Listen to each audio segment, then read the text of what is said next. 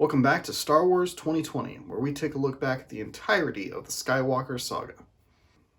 So this video is going to be a little bit more loose than some of the other ones because I didn't really write down my thoughts beforehand, so I'm just kind of winging it here. I knew from the beginning that the original trilogy was really the centerpiece of the entire Skywalker Saga. And it's very interesting to me that the central movies are the center of the story, that we have a bit added at the beginning and a bit added later on, and everything builds upon and around these main three movies. I'm accustomed with other series that you really focus on the beginning and the end, whereas with Star Wars, it doesn't really work that way.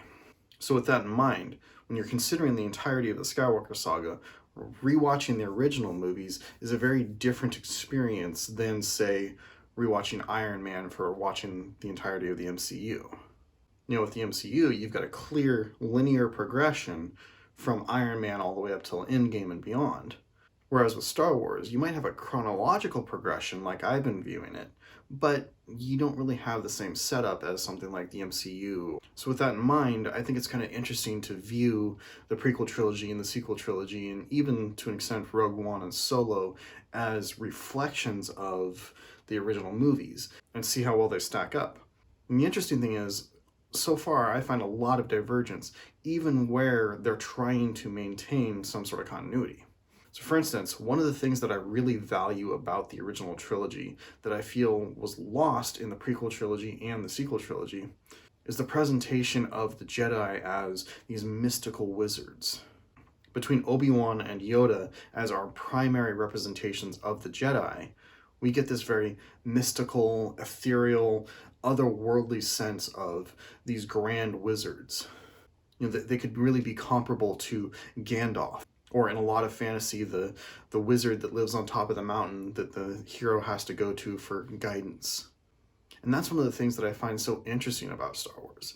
When you take the Jedi and make them these lofty, unknowable beings, and you take someone like Luke who is struggling and striving to obtain some of that mystery for himself. But then when you look back at the prequel trilogy, there is a sense that they were trying to do that, particularly with the Jedi Council, and to an extent Qui-Gon Jinn kind of felt like that, but it didn't really feel as mystical or as lofty or as unobtainable as it does in the original trilogy. And sure, part of that is the state of the universe at that time, but still, it lost a significant element of what makes the Force so interesting. So pretty quickly in the prequel trilogy, you get a shift from the Jedi being these mystical space wizards to being these magical space warriors. There is so much emphasis on the Jedi as warriors in the prequel trilogy that I feel like it loses a lot of that mystical element that I value so much. And then I don't want to really get too much into my thoughts on the sequel trilogy just yet, as I haven't rewatched them yet, but I don't recall them having that same sense of the mystical that I so want. Then again, a lot of that could go back to what I really value about the original trilogy that I feel is lacking in all of the other movies, and that is a slower pace. The original trilogy really was a product of its time, and the movies progressed at a much slower pace. I feel like that's one of the strengths of these older movies, particularly The Empire Strikes Back, where we get a lot more time growing with the characters and less focus on spectacle, on rushing through the plot, and just delving into it and exploring them and watching them live in this world.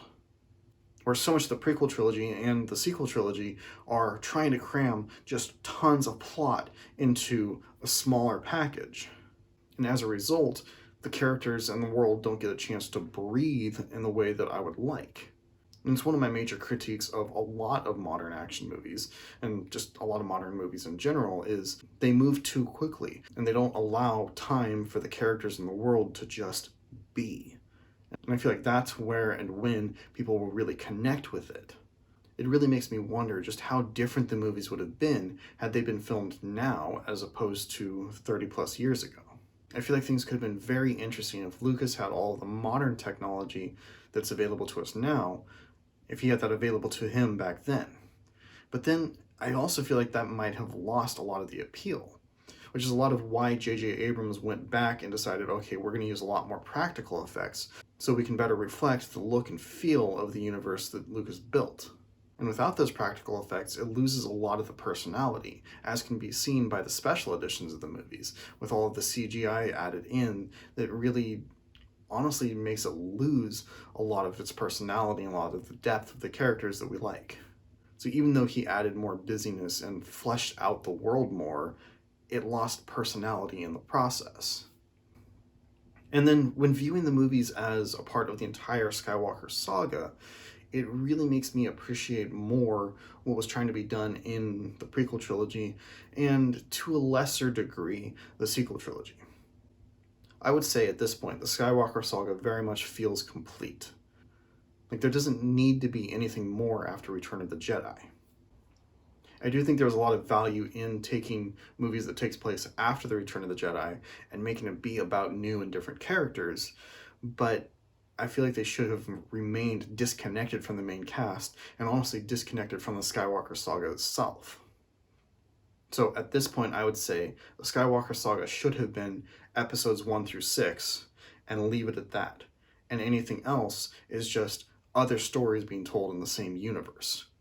Like, you can continue the timeline, you can tell these epic events that take place in the same universe. They can even involve remnants of the Empire and maybe have characters that we're familiar with reappear as they still exist within the same universe. But it should not be a continuation of the same story, as the story is already finished.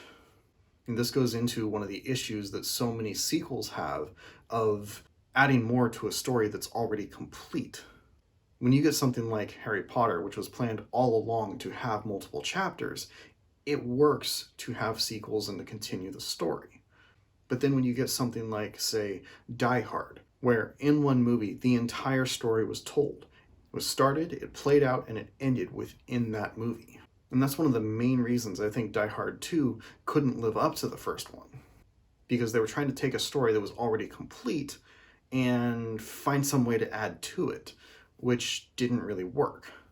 Granted, we saw with Die Hard with a Vengeance, there are ways to rectify that and make it work to an extent, but then you're just telling new stories with the same characters rather than continuing the story.